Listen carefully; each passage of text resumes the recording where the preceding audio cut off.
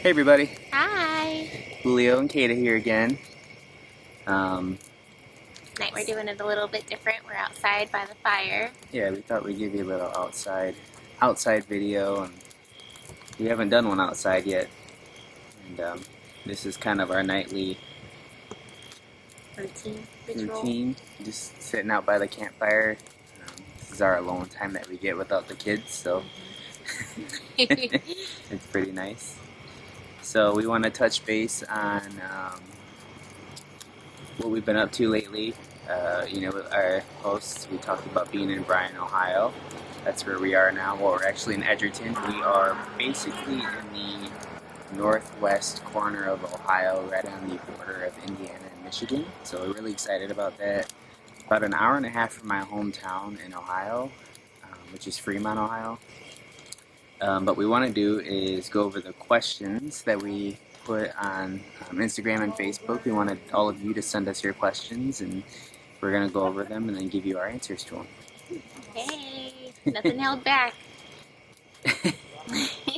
So the first one was... So our first question was from Caitlin, and she wanted to know what our favorite part about traveling was and our least favorite. So I think our favorite is traveling together as a family and seeing new places, but then again, it opening up our eyes to the beauty that's been around us the whole time. Mm-hmm. So being able to be by the campfire every night and look at the stars and really take it all in. Not that we couldn't do that when we were living in our sticks and bricks, but there's a definite difference in it as well. We were always just too busy, and now we have the time. And then the least favorite part would be all the bugs. In Maine, I don't know what the difference was between last year and this year, but when we went this year, the mosquitoes were just absolutely horrible. They were just the most aggressive mosquitoes that have ever been around. And the ticks were bad up there.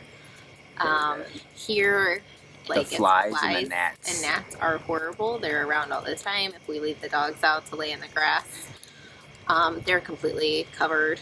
Their eyes and nose and bellies and everything. So. And we're camping. We understand it's part of the camp life, but it's just that's been our least favorite thing. So. We thought the flies would be a good trade-off from the mosquitoes until we were setting up our first couple days here, and we left the door open for maybe 10 minutes with the screen and everything. And no exaggeration, there was probably 30 flies in the camper. So our next questions were from Nikki, and the first one was, what's been the hardest adjustment? The hardest to adjustment living in an RV. And we both definitely agree that it's been the space. It was one thing when we downsized from our house. We had a 4-bedroom, 2.5 bath house with basement and everything. And in the beginning, we were just getting rid of things because we wanted to minimalize. And we put a lot of things in storage. But the space in this camper, even though we brought basic necessities, is just tiny. So it's always a fight. Like, we have to be very meticulous about how we're storing things in our organization and cleaning up after ourselves. And then Nikki had a couple of questions. The next one was, what's our most surprising great change about living in an RV? And I think we both agreed on how quickly we complain about the space, or that's the hardest thing to deal with, but we've become accustomed to that so quickly. We adapted very quickly, and it forces us to get out more. It forces us to go outside, and we don't want to stay. I mean, you think staying inside at home in a normal home and being cooped up all day in the house, and oftentimes you'll say to yourself, we need to get out. I feel like I've been stuck in the house all day. Well, imagine that, but in a 22-foot space with 4 kids, 2 dogs, and a cat. The kids always like to be outside, but now they've adapted very easily to, okay, let's get up, and the rule is you have to brush your teeth before you go outside, and they are constantly just jumping up and running out, like brushing and everything just to get outside to play before homeschooling starts. Let's see, what else did she say? Schoolie. Oh, update in the schoolie. Yes. So we bought a 40-foot bus, for those who don't know. And we are having Blue Ridge Conversions in North Carolina convert it for us. We dropped off the bus right before we went to Maine. They originally were going to start months ago, and then in July we found out it was going to be a little later, and now we just found out they're not even going to start it really until October, which kind of stinks, but we're going to make the most of it. We met them in person. We went down there and we literally spent a whole day with them, and we're so happy that we picked them to do it. Seriously, like the nicest people that we could have asked, you know, and they're so knowledgeable and friendly and hospitable. So and we got to see their schoolie and walk through it. Yeah, they let us go in their home. Hear all the tales of what they like, what they don't like, how they've changed things. They're very family based. Their kids work with them. So yeah, we're really happy with that. But it looks like Christmas. Yeah, unfortunately, there's no real update on the schoolie at this point, but we're making do. We have somewhere to live, and no hard feelings. We knew going in that it was going to be a long process. So either way, it's being done quicker than what we would have done it, and it's still going to be done with very good quality. So we're still happy about that. Yes. How do we find our places? Oh yeah. How do we find places to explore? Right. So in Maine, we heard places from people that Julio worked with, people that we lived by in the campgrounds, and then just even people back home in Lancaster. I couldn't believe how many people from the hospital we worked at. Yeah, knew like go here, go there in Maine. So it was definitely a lot of word of mouth. We also found places just driving and going and seeing. I think the way that we probably found where to go the most was we thought of something that we wanted to do. Like we heard about puffins, which are like distant relatives to penguins. So like we were like, oh, we want to go watch puffins, where they actually drove the boat out to where this isolated island and took us out there. So we're like, okay, we're gonna go we looked up information about that, found out how to do it. And they were like, okay, we want to go hiking. What's a good place that's an intermediate level for the kids, where we can take them, or a beginner level, and take the puppies with us? And then what else do we do?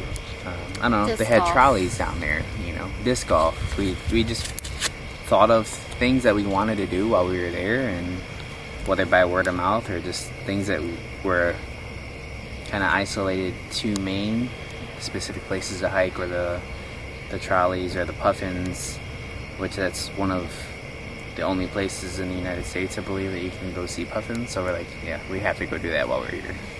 So far, we haven't really explored a lot of places up here because getting set up, and we've seen family and things like that.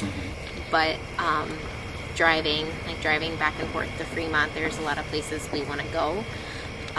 Sauter Village is on the way, and there are a couple different state parks on the way, and it's all just signs that we pass and see. So that has, I think up here it's going to be more, let's just drive and see what we find. Oh, Lisa, yes. You said, what do we do to homeschool the kids?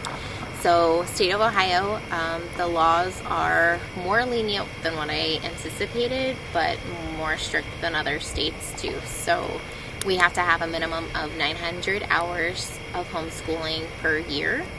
And then there are certain topics in our curriculum or areas of study that we have to do that have to be incorporated. But other than that, it's primarily up to us. I'm letting the kids choose different topics to research every week. And we're extending things that the kids learned last year. So Xavier's probably the most difficult because he's in 7th grade. But he's also, last year he was in all honors. So trying to figure out where he is difficult. So I'm trying to continue things that he did last year for social studies. For instance, he did BBC. Every week he would do a topic. He gets to research it and then write out a paragraph or a paper about it. And it has to be current events. So we're doing that. We're also doing field trips around to local historical places or nature walks, and I'm having them learn and explore as we go. Okay, so our next question is from my Aunt Loopy. She asked how we're going to deal with the weather in the colder months. Are we going to move to a warmer region, or are we going to, is our camper heater sufficient? So first thing, our camper is a 2-season camper, so it's not technically used or meant to use in the winter. When we bought it, we had never camped before, so we didn't know if we would like it or not, but full timing was definitely not something we planned on doing this close into the future. With that being said, it does have heat, runs on propane, so and it works really well, and it's temperature adjusted, so she likes it hot, I like it cold. So say we want to keep it at, I don't know, 70 degrees, we turn the thermostat to 70, and then it just kicks on whenever it needs to, and it's usually just for a few minutes, and then it'll turn off. It does get cold really quickly in there, so it may turn on and off, fairly frequently, but it does have the heat option, so we're not going to be freezing. Yes, and our friends in Maine bought us a mini heater, an electrical plug-in one that they found at a yard sale. Thank you, Larry in the rain. We haven't used it yet, but we think it'll probably work well as too. And but it does get really cold regardless of having the heat in there or not. It doesn't take much. The walls are very thin, so yes. Like Kate said, with it being a 2-season camper, it's not made for those cold weather months. We're only at this campground till the end of October, so and we're here until December. Yeah, we're here in this area until December at least. So we found one that's open year-round in Indiana that's pretty close by, and we're just gonna stick it out, see what we can do, and manage the best that we can. So our next question is one that we've gotten asked quite a few times by family, but mostly friends that have become family. The question is, or questions, will we be back to Beaver Dam Campground? Will we be there for pizza nights? And the answer is yes. We will. We are very excited about it. We've spoken to the owners at Beaver Dam, and we're going to work there next year to help pay for our site and make it more affordable for us to be there. And there are a lot of other really cool things that are happening too. Yeah, we won't quite say yet all of the details because we're still working with them, but I'm super excited, stoked, and we'll just say whoever's there, for those of you who asked the question, if we're going to be there, yes, we're going to be there, and you're going to see a lot more of us. So that'll be the long and the short of it. Our next few questions are from Jen, and the first one is, do we have a routine being in such a confined space, or do we kind of take it as it comes?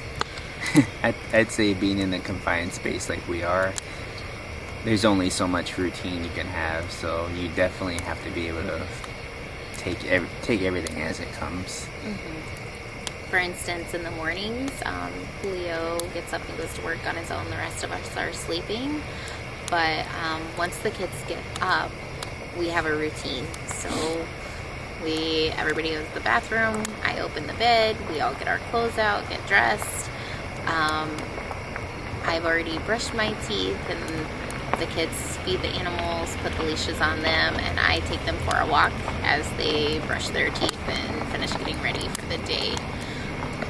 But the rest of the day, it's very much just take it as it comes. We definitely utilize our local libraries, both here and in Maine. So that's something that really gives us a lot more space and place to be, and able to have more of a routine on those rainier days or windy days, or we just need our own space for that day because we're feeling a little persnickety. But also with her homeschooling, like, the nice thing about it is part of the reason we wanted to travel was so we could teach the kids in actual physical settings, as opposed to just being in the RV every day or being at the picnic table every day doing work. She might schedule a field trip or let the kids pick a field trip, but they call it, where they're just going to go visit, like she said, the science center or wherever it is that she might find. So that's going to mess up any routine that we may have. Yep. And there's also the normal things of living, like laundry. We don't have that here. Dishes take longer. The things that were normal and to us quick at our old house are probably what takes longer. But we still have to figure out when and how to do those in our daily lives. Next question from Jen was, how am I feeling? So if you followed along with us or seen our videos, you may well know I have endometriosis and interstitial cystitis. I've now had all my female parts taken out, so the endometriosis has thankfully subsided. I still feel during twice a month, so at the beginning of the month and the middle of the month, I still realize that my pain is worse. Which I'm guessing is still the endo, but the IC, it's every day, it just depends. So I'm trying hard to follow the diet and be good that way, but there's also those days where I have done absolutely everything. I have not eaten anything I'm not supposed to do. I have not strained myself in ways I'm not supposed to, and I'm still in pain. So the doctor said it usually takes about 2 years to get it under control, but less than half people with it can live a normal daily life. So we're just playing it by ear.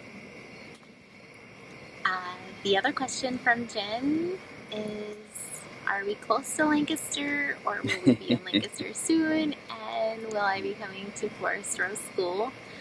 I definitely want to come and visit. Yes. I was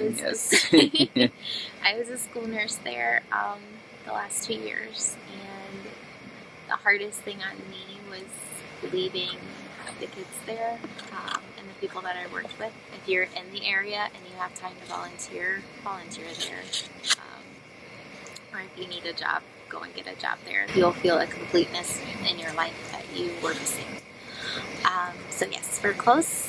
Yes, I plan on visiting. I can't give you a certain day, but definitely yes. So our final questions that we had written down on these are from Brittany.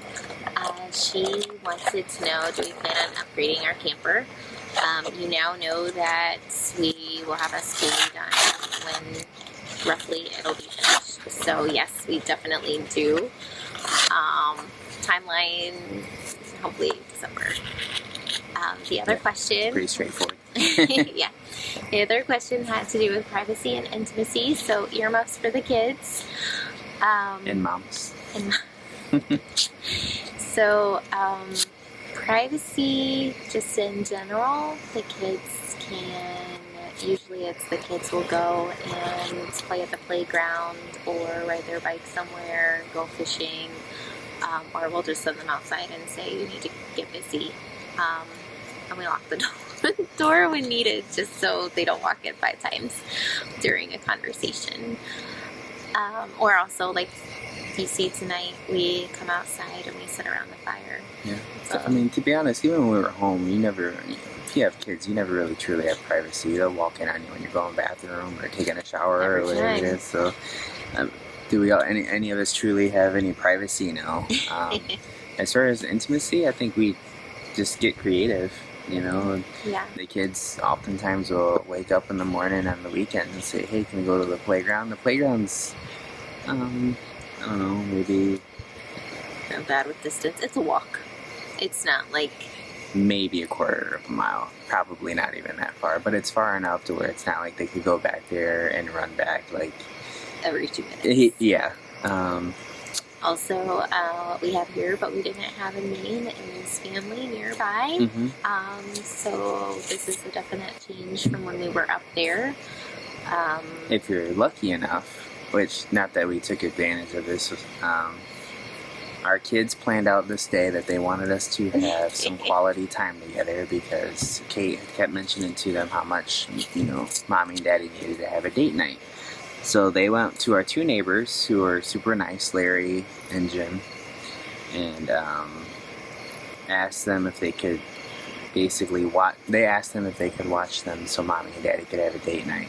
So they had this all planned out. We had no idea, and we go into our camper because they told us they had a surprise. And they had made our bed in the camper. They had put Oreos and marshmallows in a circle pattern with a flower in the middle on top of the blanket that was covering our dining table so we could have like a candlelit dinner. They had board games out, I think, and they had like a TV and a DVD player and everything out and set up with the remotes. And Larry and Jim said, go do whatever you guys want to do. We'll watch the kids for the next 2 hours. So it was super nice. We went inside and watched a movie, but we could see all the kids from the window. We're not those type of people that can easily separate ourselves that way or rely on somebody else to watch our kids. But the whole thought and everything behind it was so thoughtful, and we both shows really that we're doing something right with the kids for them to hear that we need time together. And it's been hard for us not to have it. And them understand it. And understand it. And not only that, but put it into action to go to the neighbors and say, hey, will you watch us so they can have time together? And then the extra stuff of going in and cleaning the entire RV, making our bed, and thinking, oh, maybe they'll want a dessert, and maybe fresh cut flowers. And it hasn't... with Kate's issues that she's had medically, it's not like our intimate life hasn't been, it's always been something that we've had to deal with or kind of work around, I guess, or just take day by day. So I think we're fairly close in regards to just our relationship and where we are. So I don't know, I think I can say that while we need alone time, we don't always require that intimate time for us to just function in our daily normal life. Yeah, so intimacy isn't just sex at this point, so,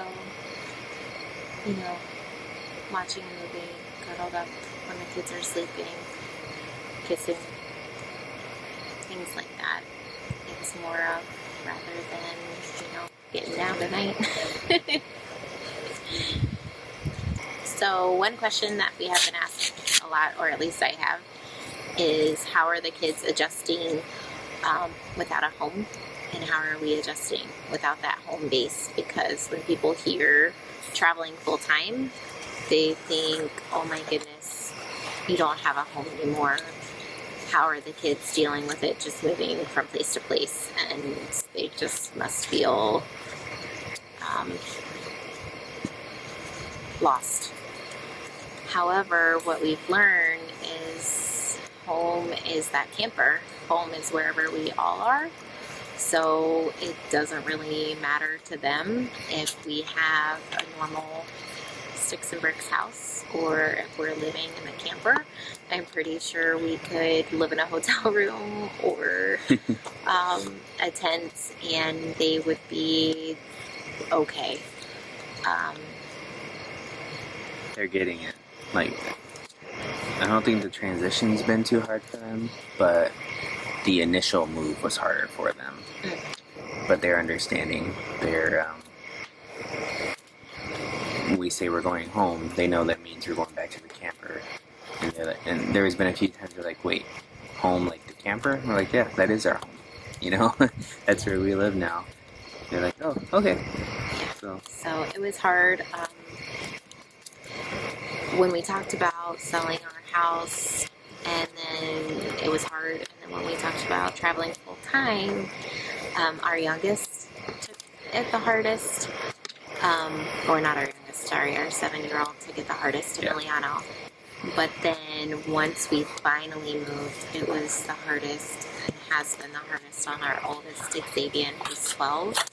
He's never been the kid to easily make friends. He's a great kid, but it's something that's been difficult for him. He beats to his own drum. Yes, he's very much his own person, which we love, but it's harder for him. So this last year in school at General Sherman, he actually made really great friends. And it was the last few months of school, right after we were selling our house already. And when we finally decided to travel full time, he was devastated for us to sell the house. And I know there were some nights here that he cried himself to sleep because he missed everybody. I can tell you that he's definitely doing much better with it. It's one of the reasons why we chose to come back to Ohio. There are a lot of factors that played into it. But we wanted our kids to be close to family and friends, especially around the holidays. We wanted them to see that when we say, yes, we're going to go home, we're going to visit people, it's not a hollow promise. We will do what we can to keep up with everybody so you don't lose those friendships. And we've also, we've sent a lot of letters, postcards, gifts through, regular mail. We also give them time to text their friends as they want or call them, FaceTime. So as long as we're together, everybody's okay. But there have been ups and downs. We're definitely at the bottom of the hill, coming back down stage of it. All right, everybody. Well, I think that's all the questions, most of the questions that we got. Again, feel free to send us anytime. We don't mind answering them. Are we going to do the giveaway? Yeah, we're going to do another giveaway. Yeah. So we're officially going to do the dog bowl, and our goal this time in order for us to do this giveaway is for us to get more followers on Instagram. We're over 80 now, which may not be exciting to you, but it's exciting to us. And we have a number in mind that we want to get to before we do the dog bowl. So, and the people who liked and shared our page, either from Instagram or Facebook, but our primary goal right now is to get the Instagram followers. So like this video, share this video, put us on your Instagram page and bring us to the spotlight, and in return we'll enter you into our drawing and get you a brand new really awesome dog bowl. Okay, thank you. All right, we'll see you guys later. Bye. Have a good night. Bye.